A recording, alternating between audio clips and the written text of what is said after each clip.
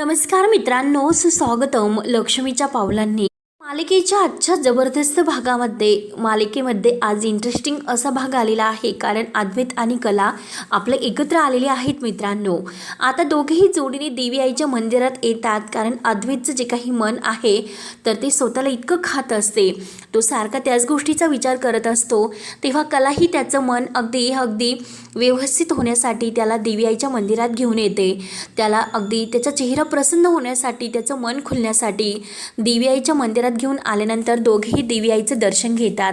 अगदी मनोभावाने देवीला हात जोडतात आणि तेवढ्यात तेथे एक पुजारी काका समोर येतात.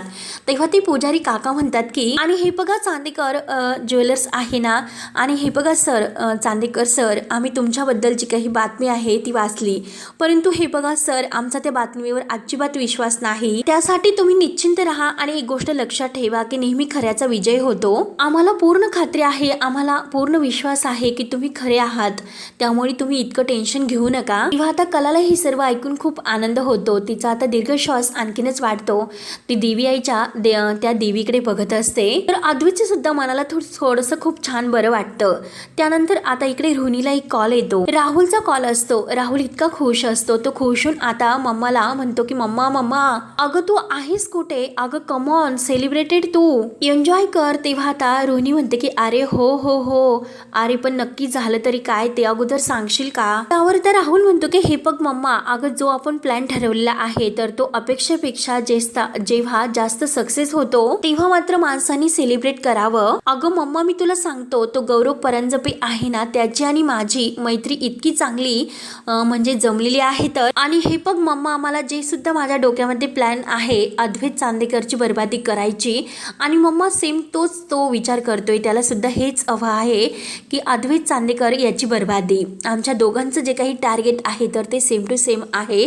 त्यासाठी आम्ही दोघं एकत्र येऊन हा प्रयत्न करतोय. त्यामुळे मम्मा, अगं तू जे काही आता बघतच राहशील, आतापर्यंत मी तुला जे काही बोललो होतो ते सर्व काही खरं होईल. ते ऐकून रोहिणीला सुद्धा आता खूप आनंद होतो. खुशून रोहिणी विचारते की अरे काय सांगतोस राहुल तू? त्यानंतर आता इकडे पुजारी काका अद्वैत आणि कला या दोघांना आता तो गंध लावतात आणि अद्वैतला म्हणतात की हे बघा, आपण देवीच्या गाभाऱ्यात आहोत. खोटं मी बोलणार नाही, परंतु हे बघा, मला काय वाटतं, माझ्या मनात काय विचार आहे ते तुम्हाला मी सांगू का? मी तुम्हाला जे काही सांगितलेले आहे त्यावरती तुम्ही एकदा बारकाईने विचार करा. त्यावर आता राहुल इकडे रोहिणीला सांगत असतो की मम्मा, अगं हे फक्त मी तुला सांगत नाही, कारण जे काही घडणार आहे तर ते फक्त आणि फक्त आपल्या बाजूने होणार आहे. याचा फायदा सगळ्यात जास्त आपल्याला होईल. आणि हे बघ, मला हे सुद्धा मान्य आहे की बरेचसे काही प्लॅनमध्ये माझ्यामुळे अगदी ते प्लॅन सुद्धा फ्लॉप झालेत, परंतु यावेळेस मात्र मी जे काही तुला सांगणार आहे ते अगदी कॉन्फिडन्सपणे. तेव्हा आता लगेच रोहिणी खुशून म्हणते की अरे कॉन्फिडन्स, अरे यावेळेस मात्र मला तुझ्या आवाजात हा कॉन्फिडन्सपणा दिसून येतोय. त्यावर तर राहुल इतकाच खुश झालेला असतो. तो रोहिणीला लगेच म्हणतो की अगं मम्मा, मला काय वाटतं, आपण हा आपला जो काही प्लॅन आहे त्या मिशनला एक नाव देऊयात का? तेव्हा रोहिणी विचारते की काय? तर राहुल सांगतो की मिशन बर्बादी. ते ऐकून रोहिणी खुश होते. रोहिणी म्हणते की काय मिशन बर्बादी? आणि हे बघ, नावाप्रमाणेच त्या अद्वैतची सुद्धा बर्बादी व्हायला हवी, त्याची पूर्ण वाट लागायला हवी, आणि इतकी त्याची वाट लागायला हवी की आयुष्यामध्ये परत उभं राहण्याची सुद्धा त्याची हिंमत व्हायला नकोय. ते ऐकून आता राहुल म्हणतो की येस मम्मा, तू जे काही म्हणत आहे अगदी त्याचप्रमाणे सर्व काही होईल. आणि मिशन तर अगोदरच केव्हा सुरू झालेला आहे, होळी तर केव्हाच पेटली, गोळी तर केव्हाची सुटलेली आहे. शेवटी आता सत्यानाश होऊनच अद्वैतची राख रांगोळी होईल. हे ऐकून आता खुश होत राहुल फोन ठेवतो. त्यानंतर आता गुरुजी इकडे जो काही क्ल्यू अद्वैत आणि कला यांना देणार आहे तर त्या क्ल्यूमुळे एक खूप मोठा फायदा आता आपल्या कला आणि अद्वैतला होणार आहे. तेव्हा आता ते पुजारी काका म्हणतात की हे बघा, तुम्ही ज्याचा शोध घेत आहात, जो शोध तुमचा सुरू आहे तर त्याचा मार्ग खरंच खूप सोपा आहे, परंतु तुम्हीच तो मार्ग अगदी खडतड करू म्हणजे ठेवताय. तुम्हाला अगदी अवघड असून तुम्ही त्या अवघडात घुसताय. तुम्ही एकदा विचार करा, तुमचं जे काही आहे तर ती कुंपणच शेत खात नाही याचा एकदा विचार बारकाईने करा. तेव्हा आता पुजाऱ्यांचे बोलणे ऐकून कला आणि अद्वैत या दोघांना धक्का बसतो. त्यांच्या डोक्यात काहीतरी प्रकाश पडतो आणि दोघेही आता देवीला अगदी नमस्कार करतात. त्यानंतर आता कलाही घरी येते. कलाही झोपलेली असते, परंतु तिला झोप काही लागत नसते. ती बारकाईने आता ह्या सगळ्याचा आतापर्यंत जे काही घडलेलं आहे त्या सगळ्याचा विचार करते. अद्वैतची काय अवस्था झाली, अद्वैत स्वतःला काय दोषी मानतो, आणि जे काही पुजारी काका म्हटले की कुंपण तुमचं शेत खात नाही ना, याचा एकदा विचार करा. ह्या सगळ्या गोष्टीचा ती विचार करत असते. ती विचार करता करता ह्या अंगावरून त्या अंगावर होत असते आणि विचारच करत असते. ती आता वैतागून जाते, तिला काही झोप लागत नसते. शेवटी ती उठून बसते आणि विचार करते की चांदेकरला जी काही आता ही घटना घडलेली आहे तर त्या घटनेमुळे भयंकर असा त्रास झालेला आहे. ते सर्व मी नाही सहन करू शकत. चांदेकरची ती अवस्था मला नाही सहन होत. लवकरात लवकर ह्या सगळ्याच्या मागे नक्की कोण आहे हे सगळं मला अगदी शोधून काढावंच लागेल. परंतु त्यासाठी मला नक्की काय करता येईल याचा ती विचार करते. आणि अद्वैतची सुद्धा आता तीच अवस्था होते. अद्वैत सुद्धा विचारत असतो, त्याला सुद्धा काही झोप लागत नसते. सगळं काही आठवून त्याला इतकं अस्वस्थ असल्यासारखं होत असते, त्याला झोप येत नसते. तो सुद्धा उठून बसतो आणि विचार करतो, खरंच मला खूप असं प्रचंड अस्वस्थ असल्यासारखं वाटते. माझ्या एका गोंधळामुळे चांदेकरांवर इतका मोठा म्हणजे प्रश्न उभा राहील असे कधीही मला वाटले नव्हते. परंतु या सगळ्याच्या मागे नक्की कोण असेल, हे सर्व कोणी केले असेल याचा बारकाईने तो विचार करतो. इकडे कलाची सुद्धा तीच अवस्था असते. ती सुद्धा आता उठून बाहेर येते आणि अद्वैत सुद्धा उठून बाहेर येते. दोघांची अवस्था एकच होते आणि एकाच गोष्टीबद्दल दोघेही विचारात पडतात. अद्वैत बाहेर एरिया झाल्या मारत असतो, विचारत असतो. तेवढ्यात कला ही बाहेर ते बाकावर येऊन बसते. तर अद्वैतचं तिच्यावर आता लक्ष जाते. तो कलाकडे एकटक बघत असतो. तेव्हा तो सुद्धा समोर कलाच्या समोर दुसऱ्या बाकावर येऊन बसतो आणि तो कलाला विचारतो की काय तू अजून झोपली नाहीस का? तर कला म्हणते की नाही, अरे मला झोपच लागत नाही. आणि खरं सांगू का चांदेकर तुला, कारण गेल्या काही दिवसापासून जे काही घडत आहे तर ते सारखे सारखे डोळ्यासमोर येते आणि झोपच लागत नाही. म्हणतो की हे बघ, आतापर्यंत माझ्या करिअरमध्ये मी कुठल्याही एम्प्लॉयला जी काही मदत लागली तर ती सगळी काही मदत मी आतापर्यंत करत आलो. आणि ज्यांच्या घरामध्ये लग्न कार्य होते तर काही जणांना मी हॉस्पिटलपर्यंत सुद्धा इतकी मदत केलेली आहे. आतापर्यंत जी काही माझी ओळख होती, कॉन्टॅक्ट्स होते, सगळे काही वापरून मी सगळं काही करत आलो. परंतु अशी कोणती आता ही घटना आहे तर कोण असं असेल की ते माझ्या वाईटावर टपलेलं असेल. मी आतापर्यंत हे बघ, मोठेपणा म्हणून तुला नाही सांगत, परंतु आतापर्यंत माझ्या परीने जी मदत करता येईल ती प्रत्येक मदत मी प्रत्येकाला करत आलो. असं काय आहे की माझं वाईट करावं असं कुणाला वाटलं असेल? आणि हे बघ, चांगलं वागणं हे वाईट असतं की या जगामध्ये आणि चुकीचे असते का ते? आता खरंच मला संशय यायला लागला की चांगलं वागू नये म्हणून.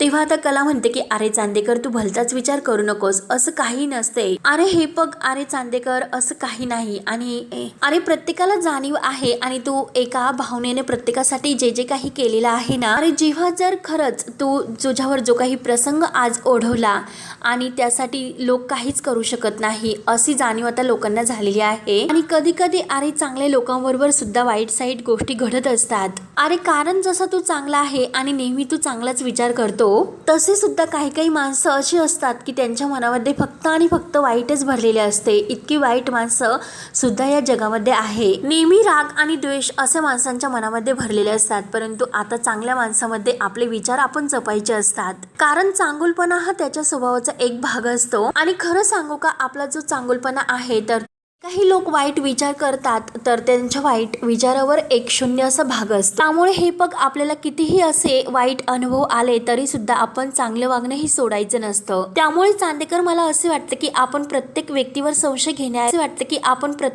संशय घेण्याऐवजी हे कोण आहे, हे सर्व कोणी केले याचा आपण शोध घेतला पाहिजे. अरे ऑफिसमध्येच असे काहीतरी जागा आहेत की ज्यांना आपण व्यवस्थित तपासायला हवे. अरे हे बघ, एकदा की हे सर्व कोणी केले हे जर आपल्याला कळले तर खरंच तुझं मन आपोआप हलकं होईल.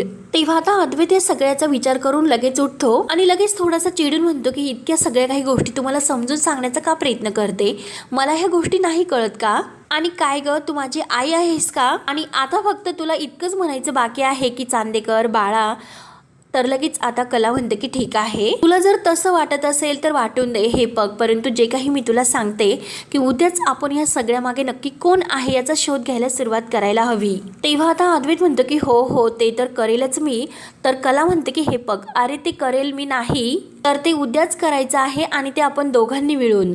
तेव्हा आता अद्वैत म्हणतो की उद्याच का? मला जे हवं आहे तर ते मी करेल, उद्या नाही, परवा नाही, तेरवा करेल. परंतु अगं तू म्हणतेस तर उद्याच का? तेव्हा आता कला म्हणते की हे बघ चांदेकर, ही जी काही फिलॉसॉफी आहे ती मी झाडतेस असं तुम्हाला सांगतोस. अरे बिनकामाचं काही कारण नसताना तू इथे भांडतो, त्याचं तर मी काय करू बरं आता? अरे मी अशा दृष्टीने म्हणाले की जे काही ताजे पुरावे असतील लगेच आपण जर हे म्हणजे शोधायला सुरुवात केला तर लगेच ती पुरावे आपल्याला मिळतील, म्हणून मी तुला उद्याच हे सर्व करायचं आहे असं म्हणते. आणि जो कोणी गुन्हेगार हे सर्व करत असेल तर कदाचित मला असे वाटते की तो अजून सुद्धा काहीतरी कारस्थान करत असेल. म्हणून कला लगेच आता त्याला विचारते की काय रे, 1 रुपयाचं कॉइन आहे तर ते तुझ्याकडे आहे का? तेव्हा आता अद्वैत म्हणतो की काय, नाणं आणि नाणं कशाला? तेव्हा आता जो आपल्या खिशामध्ये हात घालतो परंतु दोन्ही खिशे रिकामे असतात. तर कलाही त्याच्यावर हसते आणि म्हणते की इतका मोठा अद्वैत चांदेकर द परफेक्ट, त्याच्या खिशामध्ये साधं 1 रुपयाचं नाणं नाही. थांब आले म्हणून ते आपल्या बॅग मधून 1 रुपयाचं ते कॉइन घेऊन येते आणि ते नाणं त्याला दाखवत म्हणते की हे बघ, कळले का तुला, माझं नाणं एकदम खणखणीत आहे. अद्वैत आता तिच्याकडे एकटक बघत असतो. तर कला विचारते की अरे तू असं का बघतोस?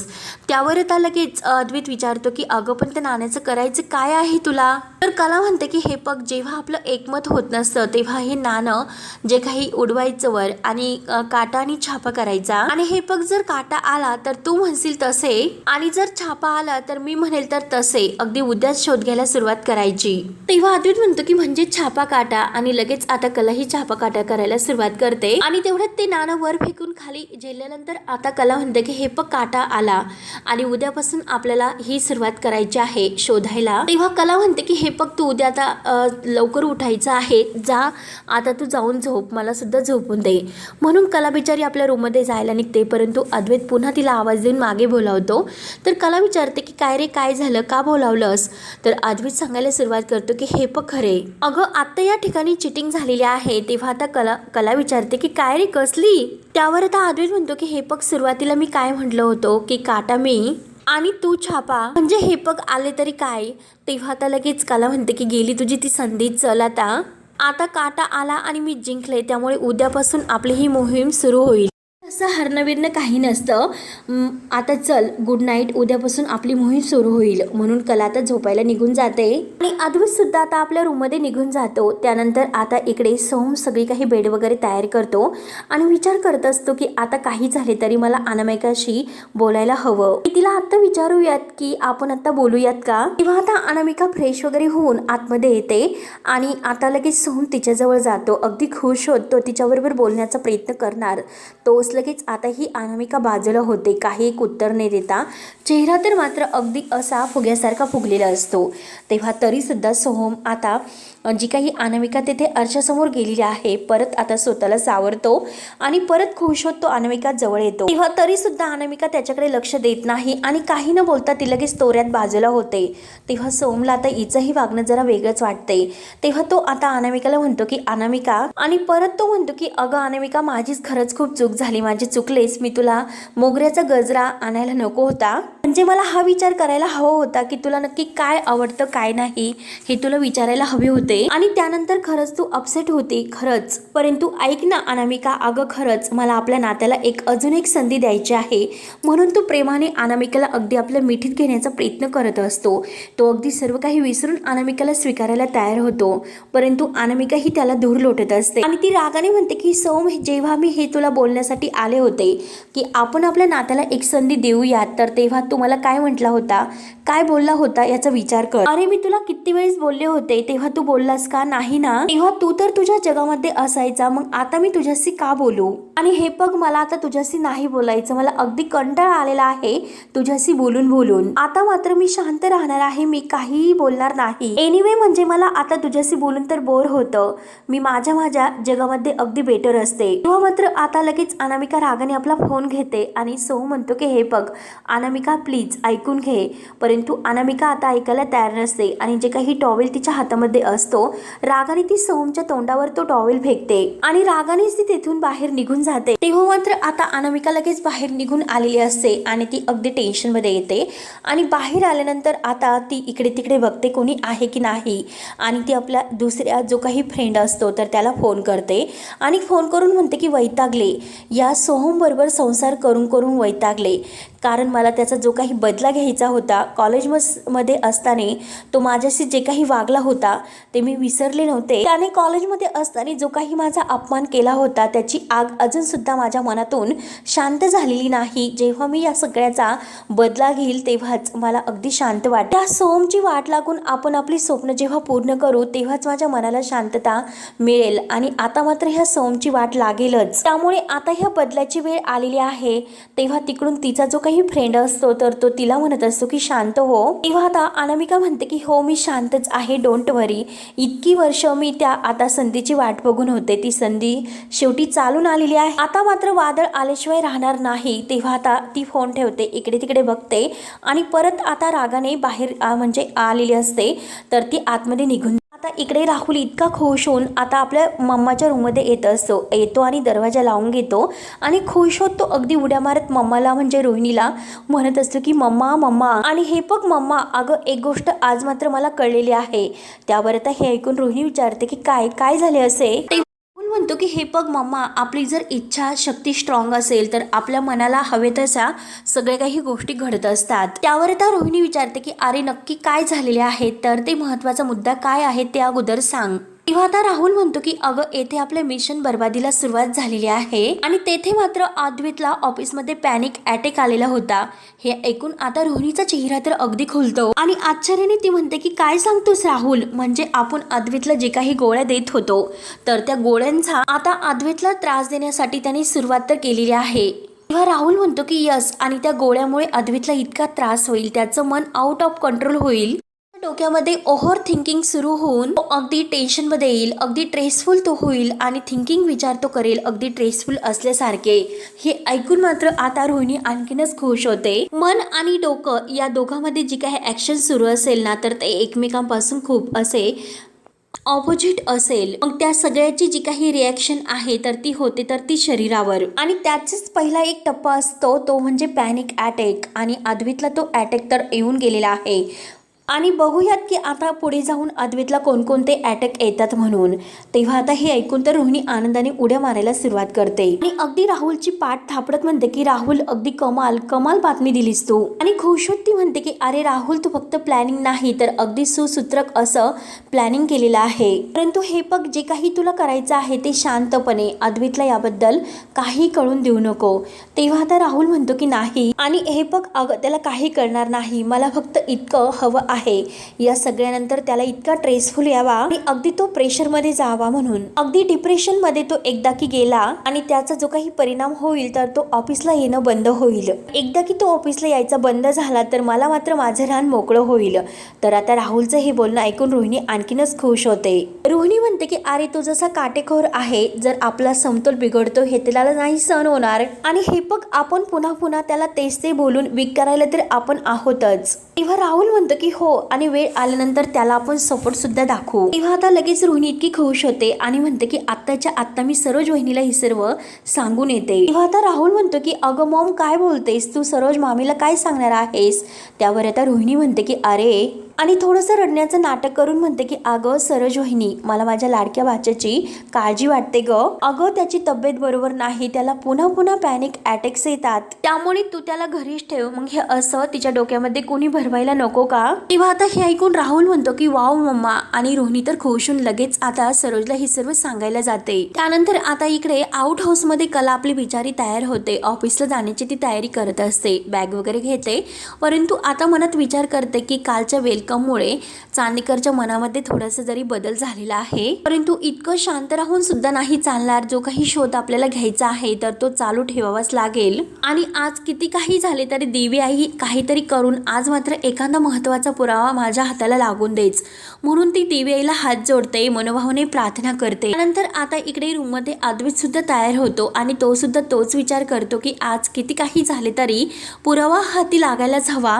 मला असे हातावर हात ठेवून स्वस्त बसून नाही चालणार, किती काही झाले तरी शोध मात्र मला चालू ठेवावाच लागेल. म्हणून अद्वैत सुद्धा ऑफिसला जायला निघतो. त्यानंतर आता इकडे रजनी, सरोज, नैना आणि रोहिणी यांना नाश्ता वाढवत असते आणि तेवढ्यात मात्र आता राहुल खुशूनच बाहेर येतो आणि तो गुड मॉर्निंग असं म्हणतो. तेव्हा मात्र आता रोहिणी ही राहुलला खुणावते. तर राहुल लगेच रोहिणीकडे बघून तेव्हा लगेच आता राहुल सरोजला विचारतो की सरोज मामी, अगं दादा नाही आला का अजून नाश्ता करण्यासाठी. त्यावर आता सरोज म्हणते की असं कसं होईल, तो तर अजून घरीच आहे. तेव्हा रजनी म्हणते की हो ना, आज जरा त्याला लेट झालेला आहे. तर सरोज म्हणते की थांब, मी त्याला बोलावून घेऊन येते. तेव्हा मात्र आता सरोज ही अद्वैतच्या रूम मध्ये येतच असते. तर त्यानंतर आता अनामिका ही तयार होऊन कुठेतरी बाहेर जाणार असते.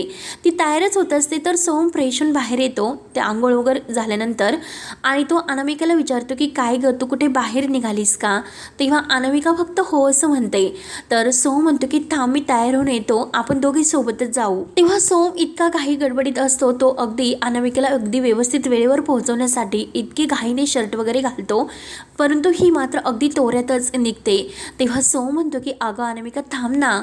अनामिका रागाने आता सोहमकडे बघत असते आणि सोहमला म्हणते की हे पग, तू सोडण्याची मला काही गरज नाही, माझी मी जायला सक्षम आहे, तुझी मला गरज नाही. तेव्हा आता तरी सुद्धा सोहम ही सर्व सहन करतो आणि म्हणतो की अगं अनामिका तू ऐकून घे, मी सोडतो तुला, आणि हे बघ मला हे सुद्धा मान्य आहे की तू सक्षम आहे म्हणून, आणि आता मात्र आपण नवरा बायको आहोत म्हणून नवरा या नात्याने मला अगदी तुला सोडवण्याची जबाबदारी माझी आहे, म्हणून मला असे वाटले की तू एकटीने नाही जाऊ. आय मीन म्हणजे माझी इच्छा आहे की मी तुला सोडवायला यावे म्हणून. तेव्हा आता अनामिका म्हणते की हे बघ, तू मला सोडवायला येऊ नकोस, म्हणजे तू मला सोडवायला नकोस एवढं सुद्धा तुला नाही कळत का? आणि हे बघ, जेव्हा तू बाहेर जातो तेव्हा तू मला सांगतोस का कुठे चालला, काय काम आहे, तू परत कधी येणार आहेस? नाही ना, मग तू सुद्धा मला आता यापुढे हे प्रश्न विचारायचे नाहीत. आणि हे बघ, जेथे कुठे मी चाललेले आहे तर ती माझ्या कामासाठी मी चाललेले आहे, आणि हे बघ मी माझी स्वतः जाईल, तेथे मला तुझी गरज नाही. असे बोलून आता अनामिका तोऱ्यातच तेथून रागाने निघून जाते. आता सोमला मस्त राग येतो, पण तरी सुद्धा